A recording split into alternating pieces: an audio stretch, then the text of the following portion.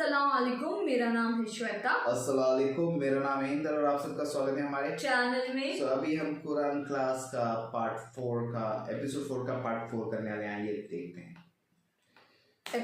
30 number part 2।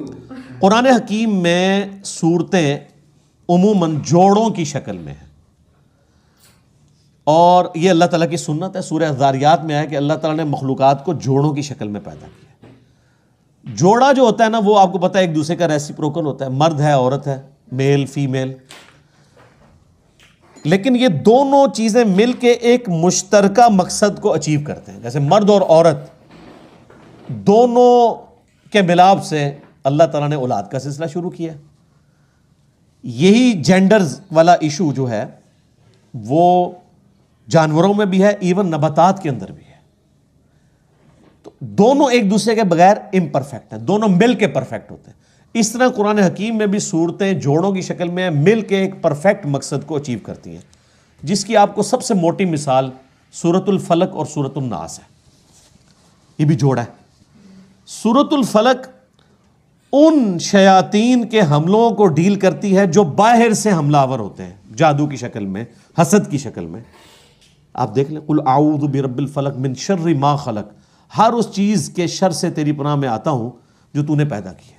वमिन शर्रि नफ़्फ़ासाति fill उक़द वमिन शर्रि हासिदिन इज़ा हसद, फूंके मारने वाली जो जादूगरनी है उनके शर से, और हसद करने वाले के हसद से। हसद करने से ये नहीं होता कि किसी को कोई नुकसान पहुँचाता, मुराद ये कि वो फिजिकली फिर उस हसद का शिकार होकर आपको नुकसान ना पहुँचाए। लेकिन सूरतुन नास जो है वो अंदर से हमला आवर होने वाली चीज़ें, जो दाखिली चीज़ें, इंटरनल चीज़ें। ये एक्सटर्नल चीज़ें, खारजी चीज़ें, और वो इंटरनल। कुल आऊज़ु बिरब्बिन नास मलिकिन नास इलाहिन नास मिन शर्रिल वसवासिल खन्नास अल्लज़ी युवस्विसु फ़ी सुदूरिन नास मिनल जिन्नति वन नास। सूरतुल बकरा सूरह अल इमरान भी जोड़ा है। सूरह अल बकरा भी साबिका उम्मत मुस्लिमा को डील करती है, लेकिन वो कौन सी उम्मत? यहूदी। और सूरह अल इमरान भी एक साबिका उम्मत मुस्लिमा को डील करती है, ईसाई, नसारा। ये दोनों मिलके एक परफेक्शन की तरफ जाते हैं। सूरह अन-नज्म और सूरतुल कमर ये भी जोड़ा है। चांद और तारा, चांद तारा वैसे भी जोड़ा है, आपके वो झंडे पे भी है ना। तो ये कुरान हकीम जोड़ों की शक्ल में है, और आपको बाज़ औक़ात बिल्कुल सिमिलर आयात जो है वो जोड़ों में मुख्तलिफ अंदाज में सूरतों में मिलेगी। एक लादा से टॉपिक है, और इसकी डिस्कवरी जो है ना उम्मत में पहली दफ़ा की है हमीदुद्दीन फ़राही साहब ने रहिमहुल्लाह ताला, जो गामदी साहब के भी और डॉक्टर इसरार साहब के भी दादा उस्ताद हैं, अमीन एहसन इस्लाही साहब के उस्ताद। अब ये आप चीज़ देखें, ये वो चीज़ है जो उम्मत में पहले 1300 साल के मुसलमानों के ऊपर उस तरह आश्कार नहीं हुई, अगरचे इशारे मौजूद थे।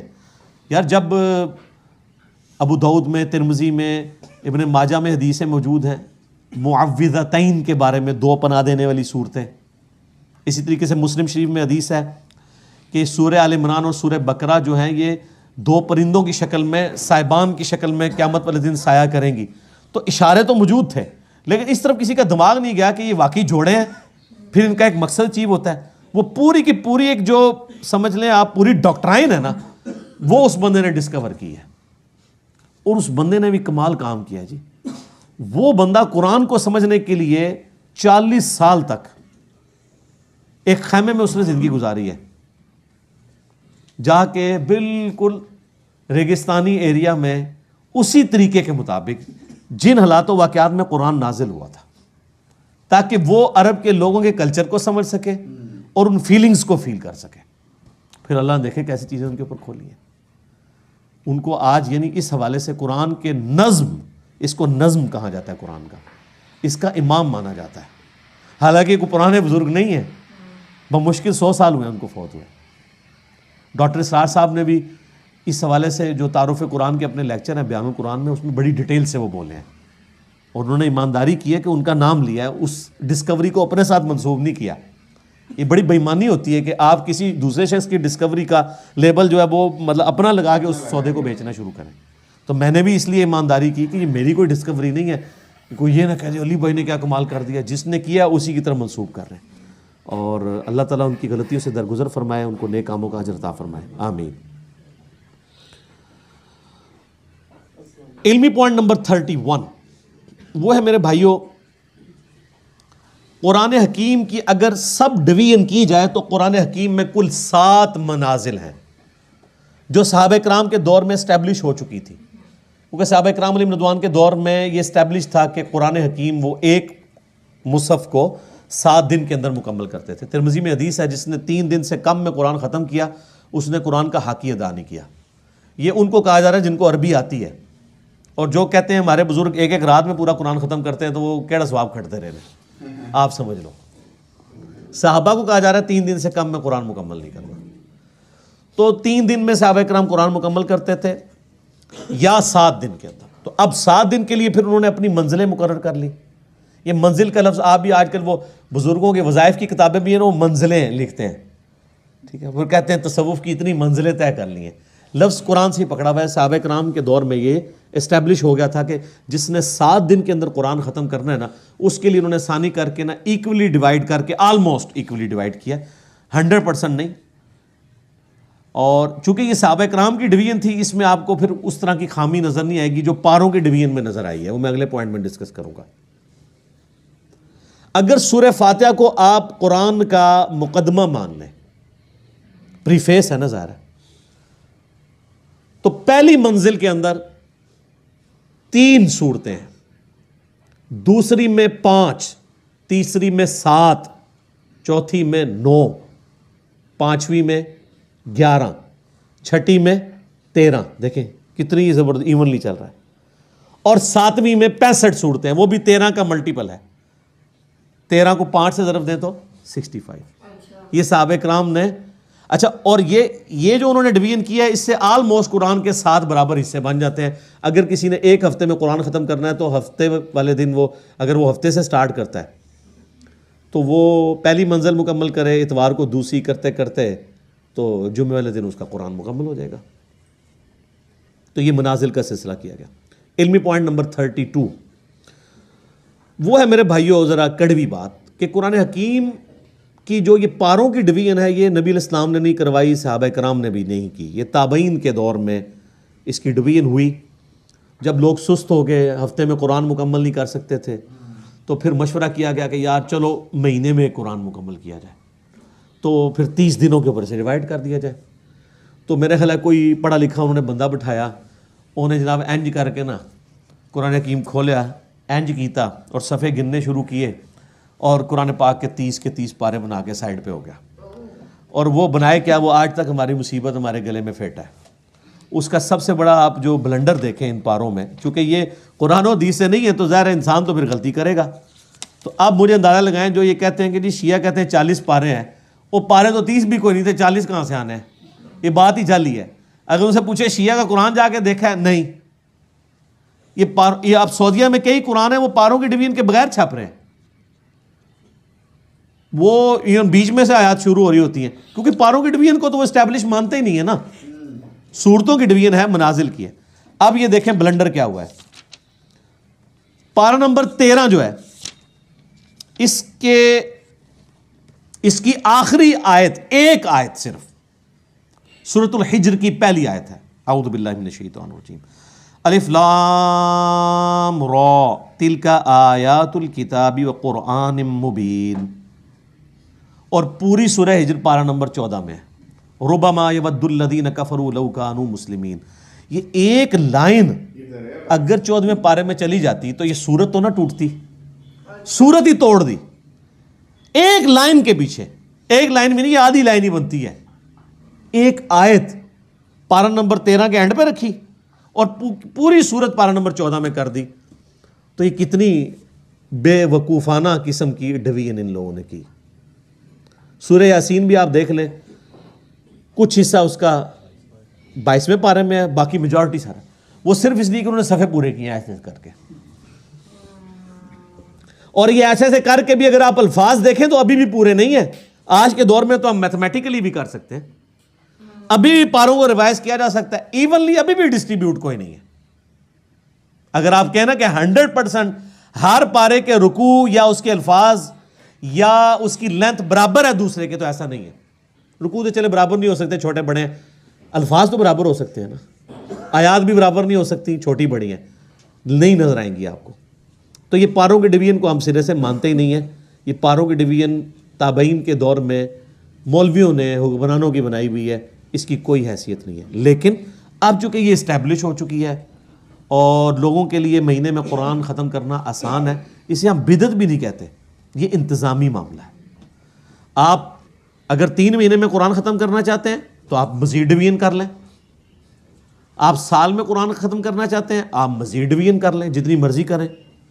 जिस तरह के आप देखें रुकू के केस में हुई भी है, वही अगला पॉइंट है, इल्मी पॉइंट नंबर 33। कुरान हकीम में जो सूरतों के अंदर मज़ामीन है ना, इन मज़ामीन को जहन में रखते हुए उनको रुकुओं में डिवाइड किया गया है। यानी एक तरह का मजमून है या एक तरह का एक वाक़या है जो कंक्लूड हो रहा है, तो उसको पूरे को एक रुकू में रखा गया है। और ये कमाल की बात है कि रुकू भी अगरचे बाद में डिफाइन हुए हैं, साहबा ने नहीं किए, लेकिन ये काम जिन लोगों ने किया है बड़ी मेहनत से किया है। और वाकई नज़र इक्का दुक्का मकामात पे आप इख्तलाफ कर सकते हैं, अदरवाइज़ अगर आप ओवरऑल देखें ना, जो रुकू है ना वो इतने प्यारे खूबसूरती से डिवाइड किए गए हैं कि पूरे के पूरे मजमून एक रुकू के अंदर कवर होता है। और जैसे ही अगला रुकू शुरू होता है एक नया मजमून है, ये दाद देनी पड़ेगी। जिस तरह 30 पारों में उन्होंने जो ब्लंडर किया उसको हाईलाइट करना ज़रूरी है, ये दाद देना भी ज़रूरी है कि रुकुओं की तरतीब बड़ी ज़बरदस्त लगाई है। और इसमें उन्होंने देखें खुद माना है कि पारों की तरतीब गलत है, इसमें उन्होंने पारों का भी ख्याल नहीं रखा। होना तो चाहिए था कि एक पारा ख़त्म हो रहा है तो रुकू भी ख़त्म हो, ऐसा नहीं है। आप ज़रा सूरह यासीन का दूसरा रुकू देखें। सूरह यासीन का दूसरा रुकू जो है वो पारा नंबर 22 से शुरू होता है। वज़रिब लहुम मसलन अस्हाबल क़रिया, यानी जो बस्ती के रहने वाले लोग थे जो हज़रत ईसा अलैहिस्सलाम के भेजे हुए फरस्तादे थे, उनका जिक्र अल्लाह ताला ने किया। तो अब इनका जिक्र शुरू हुआ पारा नंबर 22 में आयत नंबर 13 से। लेकिन ये सूरत ख़त्म होती है ना, ये जो पारा ख़त्म होता है, इत्तबिउ मल्ला यसअलुकुम अजरम वहुम मुहतदून। लेकिन यहाँ पे वो वाक़या मुकम्मल नहीं होता कि हज़रत ईसा ने जो 2 अपने सहाबी या 2 पैगंबर, सब पैगंबर भेजे दावत के लिए किसी बस्ती में, तो उनके साथ हुआ क्या। तो इसलिए रुकू ख़त्म नहीं होता, रुकू आगे भी चलता है। इसका दूसरा रुकू वमा अली अला अअबुदुल्लज़ी फ़तरनी व इलैहि तुरजऊन, अब पारा 23 शुरू हो गया है, लेकिन रुकू वही वाला चल रहा है दूसरा। करते करते जब तक ये कंक्लूड नहीं हो गया ना पूरा वाक़या, उस वक्त तक वो रुकू ख़त्म नहीं हुआ, जाके वो ख़त्म हुआ है आयत नंबर 32 में। तो रुकू में मज़ामीन का ख्याल रखा गया। और पूरे कुरान में टोटल जो रुकू हैं वो है 558, 558। और सजदों को भी इसी में डिस्कस कर लें। कुरान हकीम में 15 मकामात ऐसे हैं जिनमें सजदे भी हैं। वो आयात सजदा है, नबी इस्लाम की सुन्नत है वहाँ पे सजदा करना, वाजिब नहीं है, क्योंकि बुखारी में हदीस मौजूद है कि नबी इस्लाम ने कई दफ़ा वो आयात तिलावत की और सजदा नहीं किया, और हज़रत उमर ने भी नहीं किया। सही बुखारी में हज़रत उमर ना करके बताते थे कि हम इसलिए नहीं कर रहे ताकि तुम्हें पता चले कि ये वाजिब नहीं है। जो हमारी बूढ़ी औरतें बेचारे सजदे संभाल के बैठी होती है, मैं अन्य सजदे कड़ने ने, क्योंकि वो वाजिब करार दे दिया गया उसे। अगर कोई नहीं करता कोई, और इसके लिए माथा टेकना भी ज़रूरी नहीं है। बुखारी में हदीस है, साहबा कराम जब सफ़र में कुरान पढ़ रहे होते थे, ऊँट पे बैठे होते थे, जैसे ही आयत सजदा आती थी यूँ कर देते थे, टू बाउ डाउन, बस ऐसे झुका लिया। यहाँ पर भी जब आयत सजदा आती हैं, 9 साल में हमने कुरान मुकम्मल किया है तो कभी नीचे उतर के नहीं किया, हमेशा मैं यहीं पे यूँ करता हूँ, बाकी लोग भी बैठे बैठे कर लेते हैं। बस डॉक्टर साहब बेचारे उठते थे, सीट से उठते थे, नीचे जाते थे, वीडियो कैमरा रोकते थे, क्योंकि वो हनफियत को फॉलो कर रहे थे, इसलिए उनको पता नहीं था कि ये तो है ही नहीं वो चीज़ जिसके ऊपर इतनी बड़ी मुसीबत खड़ी की गई है। और उससे बड़ी मुसीबत के जी वुज़ू होना भी ज़रूरी है। तो इसमें मेरा क्लिप भी था कि अब पाकिस्तानी टीम के निकाह टूट चुके हैं, क्योंकि हनफियों के नज़दीक अगर आप बगैर वुज़ू के सजदा करेंगे तो ये अल्लाह की तौहीन है, और अल्लाह की तौहीन कुफर है, और कुफर से निकाह भी टूट जाएगा, बैत भी टूट जाएगी। तो फ़िक़्ह हनफी के मुताबिक पाकिस्तानी टीम के जीतने के ऊपर और सेंचुरी मारने पे जितने वो सजदा शुक्र हैं वो सारे बगैर वुज़ू के हैं, वो सब के निकाह टूट चुके हैं। लेकिन परेशान नहीं होना कि इल्मी किताबी हो जाए और बुखारी मुस्लिम को फॉलो करें, फिर कोई नहीं टूटेंगे। अब ये ना हो कि इस मसले में फॉलो करें और बाकी नमाज जो है वो आप हनफी तरीके पे पढ़ते रहें, नमाज भी किताब व सुन्नत के तरीके पे पढ़ें। तो ये 15 सजदे हैं, 14 के ऊपर तो सारे मुत्तफिक हैं।